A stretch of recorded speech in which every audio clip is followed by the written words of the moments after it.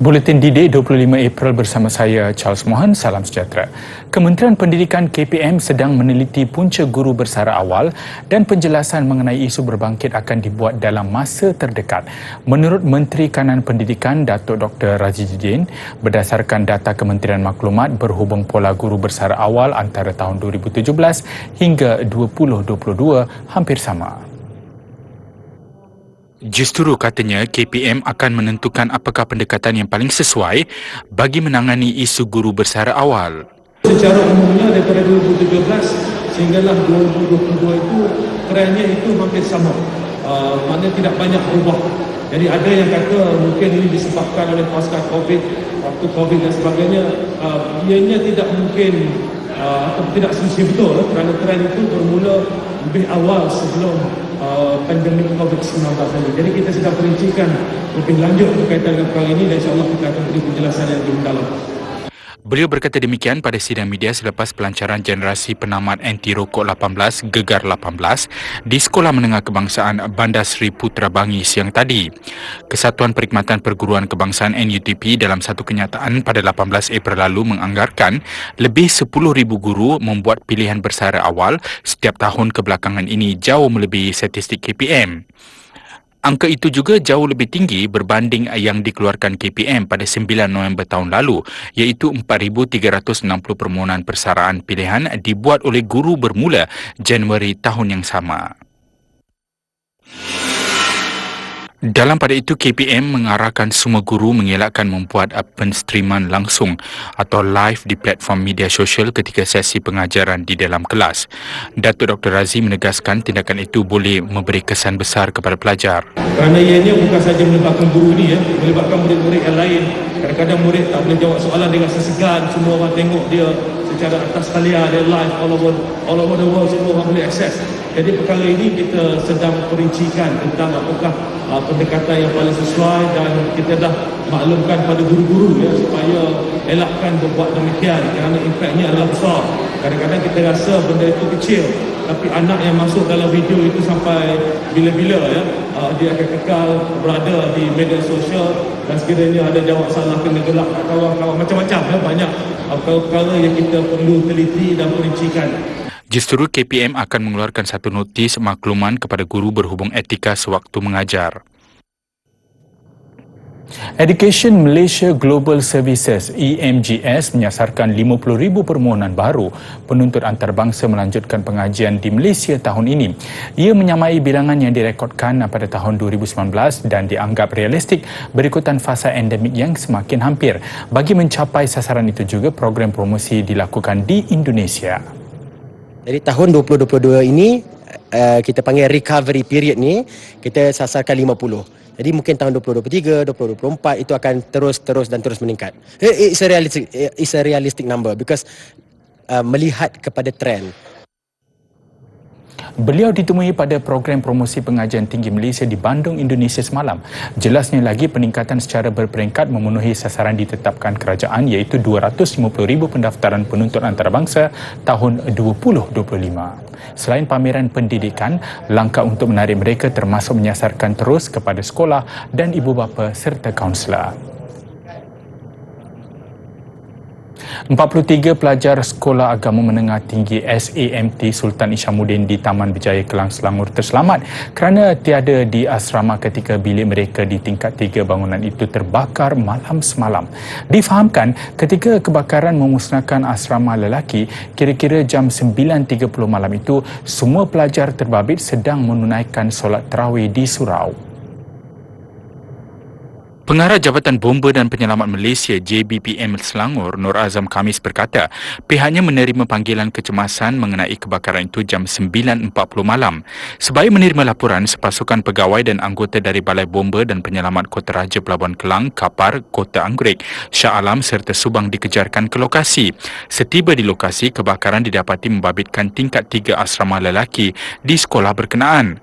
Anggota bersama beberapa jentera kemudian segera memadamkan api yang memusnahkan memusnahkan 70% asrama itu. Nur Azam berkata hanya tingkat 3 bangunan asrama itu yang menempatkan 43 pelajar terbakar. Namun mereka semua tiada di bilik kerana sedang solat tarawih. Kebakaran dapat dikawal jam 10 malam dengan punca sebenar kejadian dan anggaran kerugian masih dalam siasatan. Kementerian Pendidikan Malaysia mempelawa calon yang berkelayakan, berpotensi, berminat dan beriltizam untuk memohon program diploma pasca siswazah pendidikan PDPP Bahasa Jerman dan Korea di Institut Pendidikan Guru Ambilan Oktober 2022. Maklumat lanjut program dan permohonan boleh dibuat secara dalam talian dengan melayari pautan tertera mulai 19 hingga 28 April ini.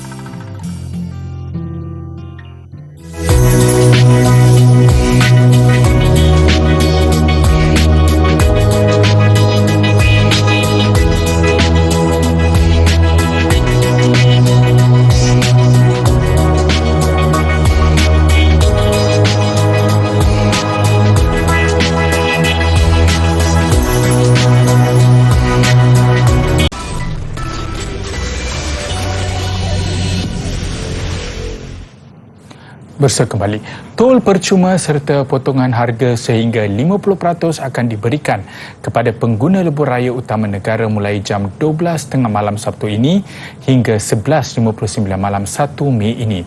Perdana Menteri Datuk Seri Ismail Sabri Yaakob berkata persetujuan itu dicapai selepas sesi rundingan bersama 30 syarikat konsesi lebuh raya yang membabitkan manfaat keseluruhan RM77.11 juta.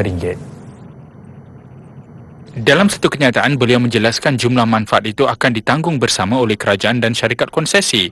Tambahnya, langkah kerajaan memperuntukkan dana untuk tol percuma dan diskaun itu selaras fasa peralihan ke endemik sejak 1 April lalu dan bersempena sambutan Aidilfitri. Pemberian tol percuma membabitkan lebuh raya milik Kumpulan PLAS Malaysia Berhad PLAS yang menghubungkan jaringan lebuh raya Utara Selatan dan ANE Berhad ANE yang menghubungkan lebuh raya Pantai Timur LPT.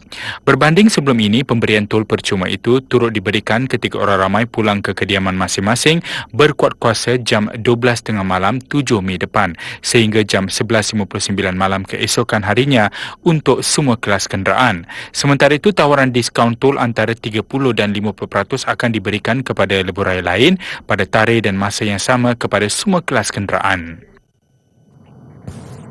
Dan menjelang Aidilfitri, pelbagai persiapan dibuat bagi menyemarakkan kemeriahannya. Bagi warga Felda Lok Heng Timur di Kota Tinggi Johor, mereka mempunyai cara tersendiri bagi menambah keceriaan sambutan Hari Raya kali ini. Pengurus Felda itu, Muhammad Ashwat Uthman berkata, selain menghidupkan 10 malam terakhir Ramadan, pihaknya turut menganjurkan pertandingan pelita raya. Acara tahunan sejak 10 tahun lalu itu antara lain bertujuan menggambit nostalgia ketika peneraka asal mula menjejak kaki ke tanah rancangan itu.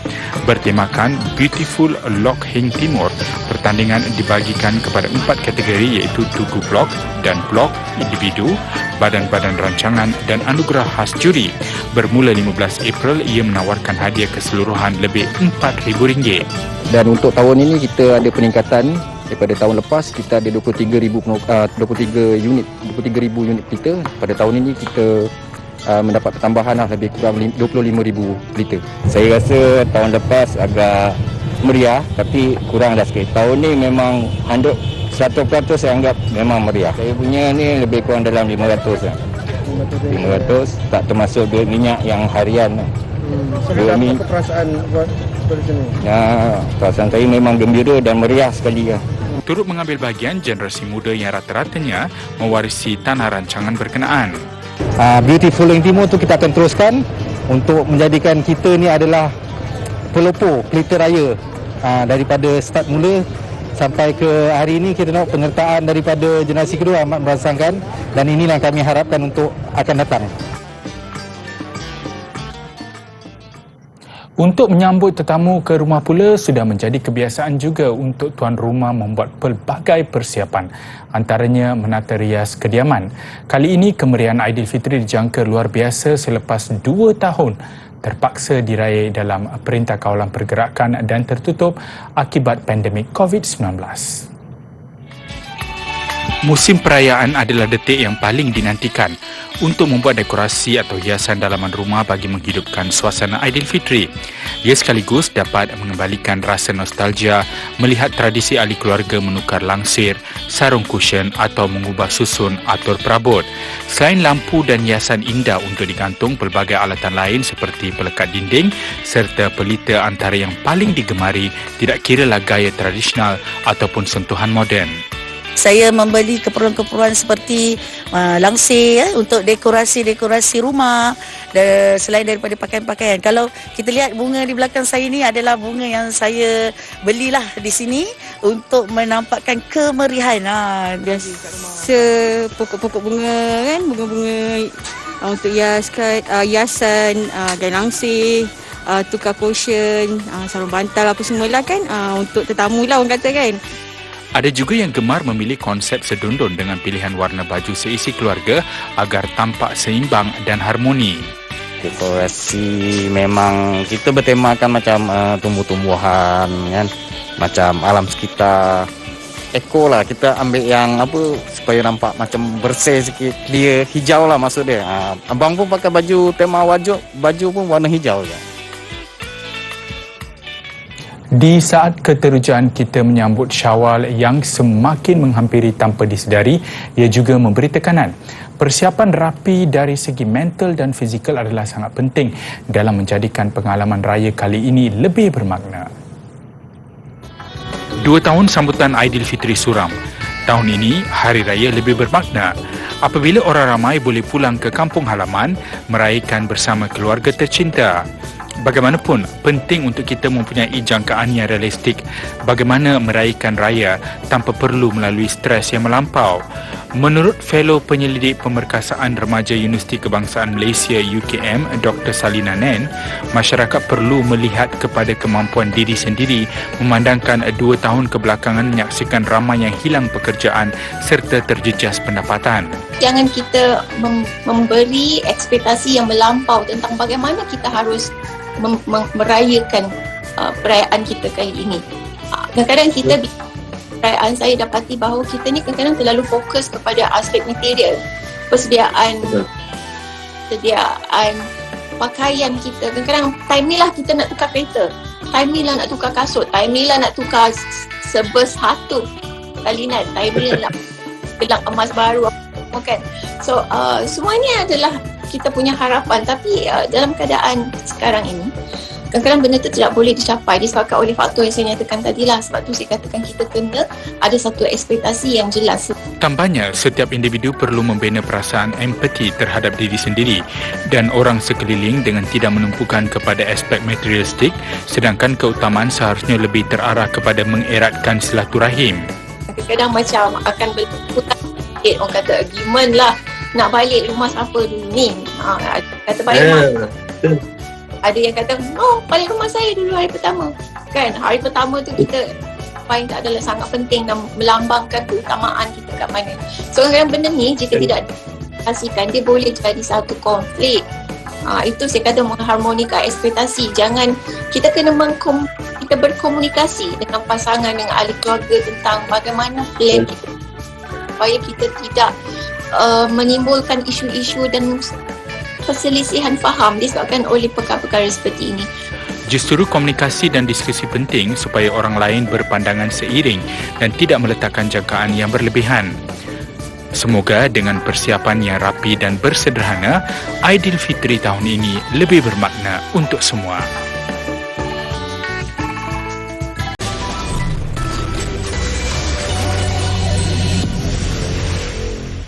Filem animasi terbaru The Bad Guys mengetepikan filem franchise besar pada tayangan hujung minggu pertamanya di Amerika Syarikat. The Bad Guys terbitan Universal Pictures mengutip $24 juta cukup untuk mengatasi Fantastic Beasts: The Secrets of Dumbledore yang jatuh ke tempat kedua carta box office. Secara keseluruhannya pula, The Bad Guys sudah mengutip $87 juta daripada tayangan global. Bukan saja menerima review positif daripada pengkriti filem, ia juga mendapat tempat di hati penonton dengan penarafan A di CinemaScore. The Bad Guys sesuai ditonton seisi keluarga mengisahkan pengembaraan sekumpulan haiwan penjenayah yang perlu berpura-pura menjadi karakter baik. Sementara itu, Secrets of Dumbledore hanya mencatat $14 juta. Lebih membimbangkan studio terbitannya, Warner Brothers, selepas 67% penurunan karya terbaru daripada franchise Harry Potter itu hanya mengutip $67 juta selepas 2 minggu ditayangkan.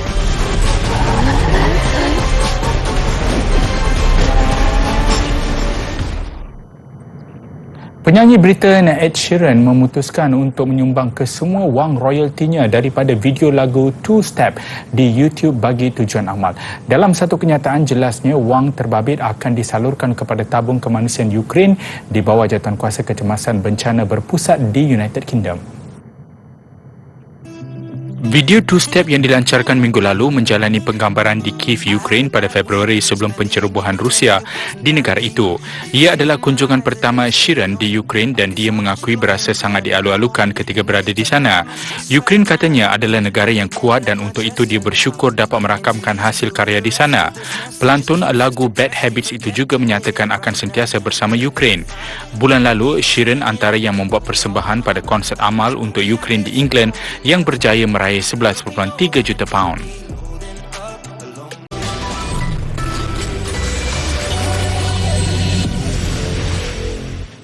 Bersua kembali, pasukan Toda berjaya merakam kejuaraan Mobile Legend Bang Bang MPL Malaysia selepas mengatasi cabaran pasukan Orange Esports di perlawanan akhir. Ia mengulangi pencapaian sama ketika Toda muncul juara MPL musim ke-6 2 tahun lalu. Dan pastinya kejayaan ini akan menjadi bekalan cukup bermakna buat Toda yang akan mewakili Malaysia bagi permainan MLBB di Tamasya Sukan SEA 2021 di Hanoi, Vietnam. Memang kombinasi cukup ampuh disajikan pasukan Toda pada saingan MPL Malaysia musim ke-9 ini sebaik mengesahkan tiket ke Sukan SEA selepas memenangi aksi pemilihan Februari lalu. Selepas 2 kali bergelar naib juara pada musim ke-7 dan ke-8 pada pertemuan menentang Orange Esports malam, jelas dominasi penuh disajikan Toda. Hanya 15 minit diperlukan untuk menang game pertama menerusi format Best of Sevens. Dan game kedua, walaupun agak ketinggalan dari segi kills, Toda bangkit sebaik berjaya mencuri lot sebelum memusnahkan Crystal lawan untuk mata kedua. Sebaik memenangi game ketiga, kebangkitan mula disajikan Orange Esports berjaya mematahkan semua strategi Toda sebelum bantuan lot memberi kemenangan pertama mereka. Bagaimanapun, permainan kemas yang disajikan Toda pada game kelima menyaksikan penguasaan penuh disajikan sebelum kemenangan akhirnya sah menjadi milik mereka dengan keputusan penuh 4-1. Toda ceria membawa pulang hadiah wang tunai berjumlah $25,000 Amerika selain tiket kesayangan Piala Asia Tenggara MSC 2022 selaku finalis. Namun paling utama, sudah semestinya prestasi sama mahu dibawa pasukan Toda ke Hanoi menjelang Sukan SEA Mei nanti. Liga Juara-Juara Asia ACL selepas cemerlang pada 3 aksi pertama rekod tanpa kalah kelab gergasi Liga Malaysia Johor Darul Ta'zim JDT akhirnya lebur apabila dibelasa jago Jepun Kawasaki Frontale 5-0. Kelab nombor 1 Asia itu memintas Harimau Selatan untuk menghuni kedudukan pertama kumpulan A. JDT turun tanpa beberapa tonggak utama apabila Benjamin Mora merehatkan Bergson da Silva, Arif Aiman Hanafi, Narsko Insa dan Syarul Saad. Pelawat memecah kebuntuan pada minit ke-14 selepas dihadiahkan sepakan percuma yang disediakan Yasuto Wakizaka melepasi jangkauan penjaga gol Farizal Marlias. JDT cuba bertahan selepas itu namun berjaya dibolesi Yu Kobayashi untuk kedudukan 2-0 minit ke-31. Kobayashi sekali lagi menjadi pemusnah apabila meledak gol kedua peribadi minit ke-43 sebelum Barbosa meledak gol keempat minit ke-80. Canatip melengkapkan kemenangan bergaya Kawasaki selepas menyumbat gol kelima untuk keputusan 5-0 kekal sehingga tamat permainan.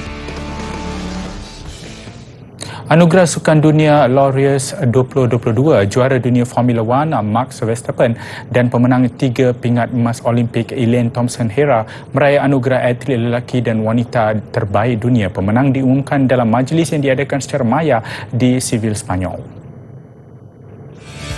Pelumba Belanda Verstappen yang sebelum ini memenangi Grand Prix Emilia-Romagna mengikut jejak Rafael Nadal yang memenangi anugerah itu tahun lalu, dan Lewis Hamilton yang berkongsi dengan Lionel Messi pada tahun 2020.